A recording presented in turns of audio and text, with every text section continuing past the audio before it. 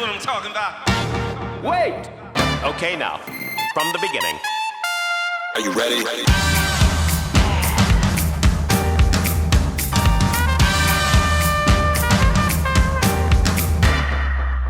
you men with the suits and ties, just sitting in the crowd smoking big cigars. I hope you're ready for what's coming now. I'm the one on the lady that will bring it down. 반갑습니다 여러분들. 오늘 리뷰해볼 차량은 2024년 더 뉴모닝입니다. 오늘 차량은 렌트가 아니고 제가 드디어 자차를 구매해서 몇 개월 동안 타보고 찍는 건데, 오랜만에 카메라를 켰는데 드디어 차량을 한번 구매하게 됐습니다.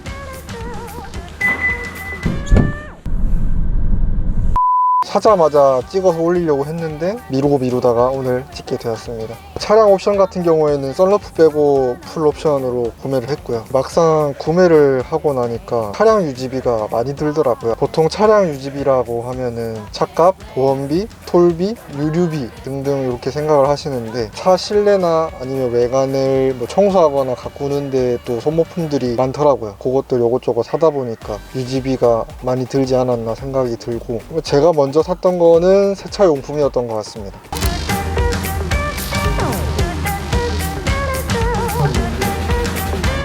차량을 보면은 방향제가 3개나 있거든요. 요거는 다 감사하게도 주변 분들이 다 선물을 주신 건데, 세차 냄새를 좀 없애려고 환기도 진짜 많이 시키고 방향제로 냄새 잡아보려고 했었는데, 저만 타는 게 아니잖아요. 이제 동승자분들이 방향제 너무 세다고 차라리 세차 냄새가 났다 막 그러셔가지고 요번에 이것들 다 싹 정리하고 새로 하나 사려고 했었는데, 저한테 드디어 첫 번째 협찬이 들어왔습니다.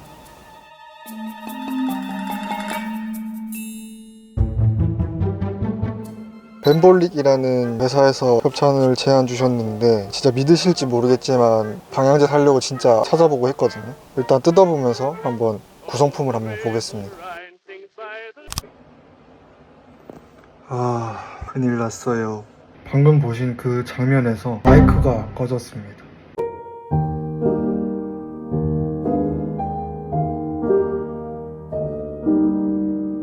그래서 촬영된 영상 다시 보면서 부시 녹음하면서 좀 설명을 드릴까 합니다. 지금 드리는 말씀은 오늘 했던 말을 좀 되짚어 보면서 말씀을 드릴까 합니다. 일단 제품을 먼저 뜯어보면 맨 위에 석고랑 액상이 있습니다. 석고 제품 같은 경우에는 원료만 다시 사면 돼서 아무래도 좀 반영구적으로 사용이 가능하겠죠. 그리고 이런 카드가 하나 들어가 있습니다. 보면 사용 방법이랑 뭐 주의사항 이렇게 적혀 있는데, 좀 특이했던 거는 향 불만족 발향 관련 상담을 도와드립니다 라고 적혀 있으면서 여기 조향사분의 번호가 적혀 있습니다. 요거는 좀 특이했던 것 같고요. 동봉된 비닐은 원료를 보관하는 데 사용하시면 된다고 합니다. 방향제를 열 때는 시계 방향으로 돌려주면 열렸고, 그 안에 석고를 넣어서 원료를 넣어주면 되는데, 너무 많이 뿌리면 넘칠 수도 있으니까 한두 방울씩 조금씩 뿌려서 사용하시면 된다 합니다. 냄새를 그때 한번 맡아봤는데, 제가 사용했던 제품들은 개봉을 하는 동시에 좀 강한 향이 올라왔거든요. 근데 요거 같은 경우에는 되게 은은하게 냄새가 펴집니다. 협찬을 받으면서 이것저것 많이 찾아봤는데, 시향 후에 만족이 안 된다 하시는 경우에는 100% 환불 진행해 주신다 하시고, 발향 강도 자체도 조절할 수 있어서 저처럼 냄새에 예민하신 분들은 편리하게 사용할 수 있을 것 같습니다. 세계 규제 준수를 통과한 100% 프랑스산 향수 원료를 사용했다고 하고, 유해 성분도 검출이 안 된다고 합니다. 전체적인 패키징이나 디자인 자체가 깔끔해서 이거를 구매하셔도 좋고 다른 분들에게 선물하기도 굉장히 좋을 것 같습니다. 그리고 리뷰 자체도 되게 많아서 믿고 살 수 있는 제품인 것 같아요. 보시는 것처럼 오일향 종류도 7가지가 돼서 선택의 폭이 굉장히 넓은 것 같아서 이것도 장점으로 다가오는 것 같습니다. 제가 선택한 향은 레몬 라벤더였는데, 향 자체는 이거밖에 맡아보지 못했지만 첫인상이 굉장히 마음에 들었던 향이었습니다.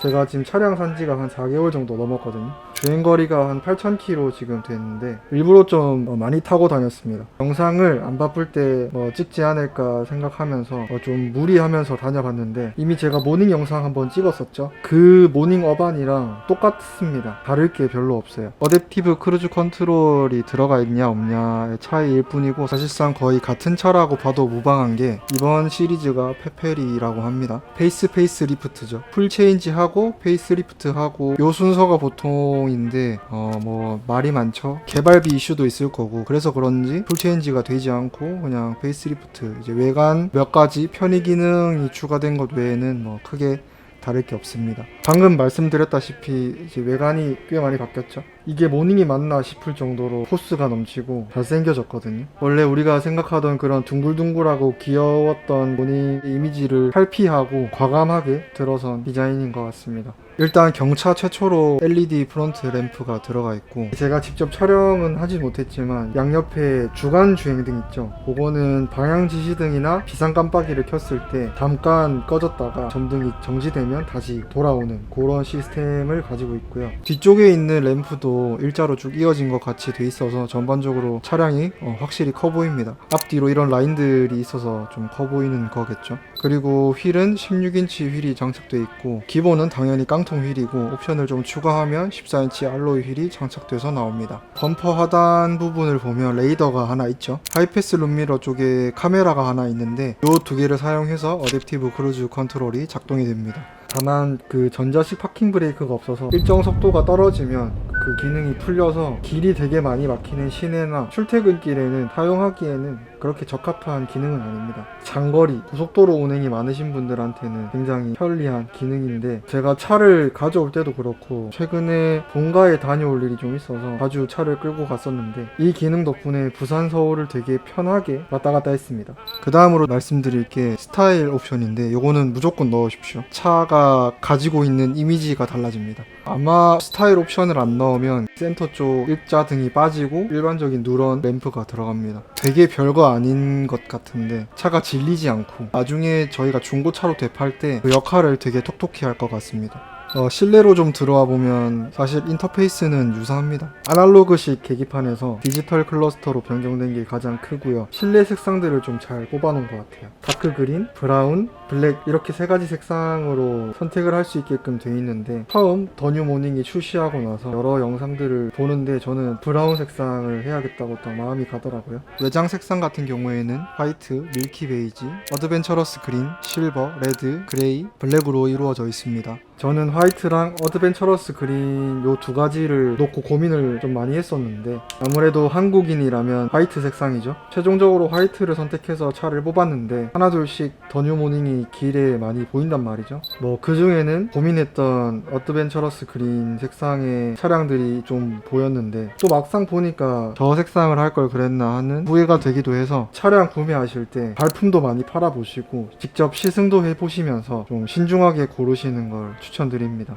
뭐 요것 외에는 큰 차이가 없어서 성능에 대해서 좀 궁금하시거나 하시는 분들은 댓글을 남겨주시거나 제가 이전에 촬영했던 뭐 이쪽에 모닝 어반 영상이 있으니까 그거 참고하시면 될 것 같고 다른 일정을 하러 가는 도중에 찍은 거거든요. 그래서 시간도 촉박했고 되게 급한 면이 없지 않아 있었어요. 그래서 4개월 동안 직접 타고 다니면서 느꼈던 점들 얘기하면서 영상을 마무리했었습니다.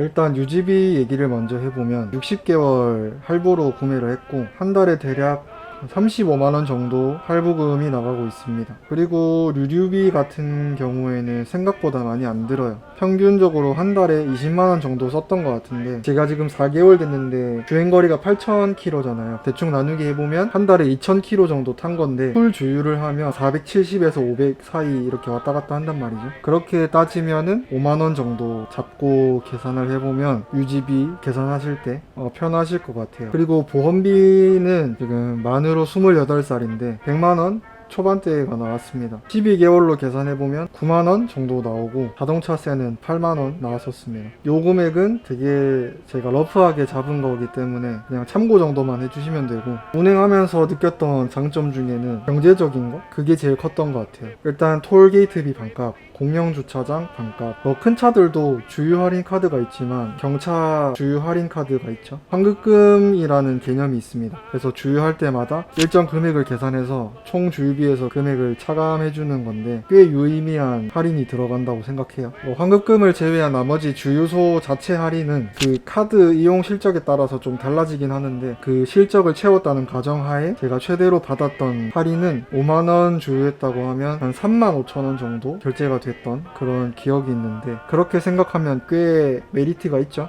이번에 페이스리프트 되면서 순간 연비가 좀 좋아졌다고 하더라고요. 원래 연비가 좋다고는 하지만 무리하게 악셀 전개를 하거나 RPM을 좀 높게 쓰면 아무래도 연비가 떨어지는 면이 있잖아요. 저 같은 경우에는 평균 연비가 한 16 정도 나오고, 고속도로 항속 운행 시에는 저번에 한 23 정도 찍었습니다. 뭐 외관 얘기를 안 할 수가 없죠. 외관은 아까 말씀드렸던 것처럼 너무 예쁩니다. 질리지가 않아요. 다음에는 또 기아가 어떤 디자인을 내놓을지 좀 기대가 되는 면도 있고, K4 소식도 들리잖아요. 그런 것들을 좀 보면 개인적으로 국산차를 좋아하는 사람의 입장에서 기대가 많이 됩니다. 단점으로 좀 넘어와 보면, 숫자로 따지면 되게 작아 보일 수 있는 그 30마력 차이가 어마어마해서 차를 구매하고 캐스퍼 터보를 살 걸 그랬나 하는 생각을 초반에 엄청 많이 했습니다. 근데 뭐 타다 보니까 금방 적응도 되고 오히려 여유가 생긴 것 같아서 받아들이고 타고 있습니다. 그리고 엄청 안 끼워줘요. 또 엄청 끼어들고 위험한 순간도 되게 많았는데 그 긴급 제동 해주는 기능 때문에 사고를 여러 피했습니다. 사람들이 흔히 말하는 그 옵션가 뽑았다는 게 어떤 말인지 체감이 될 정도로 되게 방어가 잘 됐어요. 이제 경차 오너가 된 입장에서 좀 더 여유를 가지고 그래도 화목한 도로 환경을 만들어 갔으면 좋겠다고 생각을 하고, 크고 작은 사건들이 좀 있었는데 이렇게 해서 오늘 더 뉴 모닝 리뷰라고 할 건 없는데 새 차 산 기념 감사하게도 협찬해 주신 게 있어서 영상을 찍게 됐는데, 콘텐츠화 할 수 있는 것들은 부지런히 촬영하고 편집해서 업로드 해볼 수 있도록 하겠습니다. 구독 안 하신 분들은 구독 부탁드리고, 영상 재밌게 보셨다면 좋아요와 댓글 한 번씩 부탁드리면서 이만 물러나도록 하겠습니다. 다음에 뵙겠습니다.